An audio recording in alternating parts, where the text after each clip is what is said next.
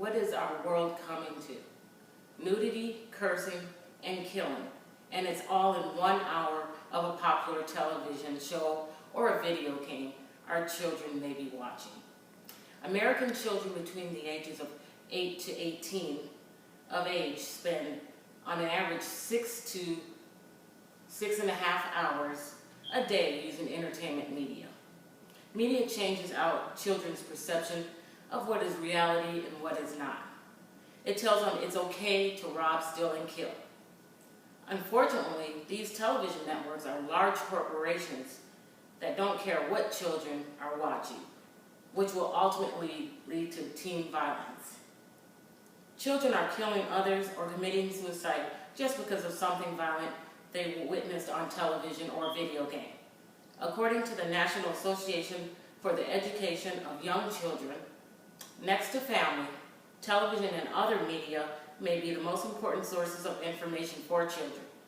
Also, according to the National Association of Education of Young Children, it's estimated that only 10% of children's viewing is being spent watching children's television.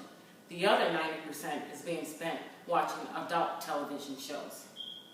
The 2 teenage boys who murdered 12 classmates and a teacher at Columbine High School before killing themselves were avid violent video gamers. This is based off of USA Today. And if we don't solve this problem, more teenagers will commit violent crimes at schools across the nation. Perhaps these teens were longing for attention they didn't get from home. Maybe they thought in some twisted way they would become famous, or maybe thought, just like a violent movie or video game, they could just shut life off and go back to business as usual. There are many steps that can be taken according to American Academy of Child and Adolescent Psychiatry. There's too much media violence being passed to our children.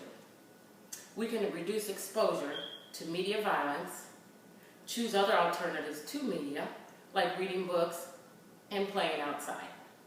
American Academy of Pediatrics suggests parents remove televisions, internet connections, and video games from children's rooms. They also suggest we limit screen time to 1 to 2 hours per day. If we don't make changes to our children's viewing options and demand quality television, teen violence will continue to grow.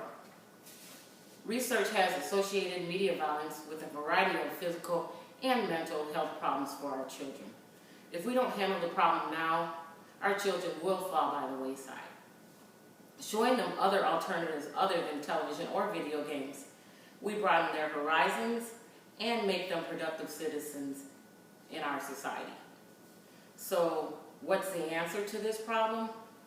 I say parents take action and write the networks and demand more quality educational television that will stimulate the minds of our children and adults alike. What if teen violence hits close to home because it was your son or daughter who decided to go and shoot up the school after watching a violent movie or video game? Would you be able to explain to your family or friends?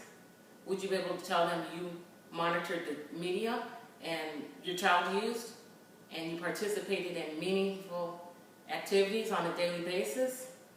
Or would you simply say, I didn't think it would ever happen to me?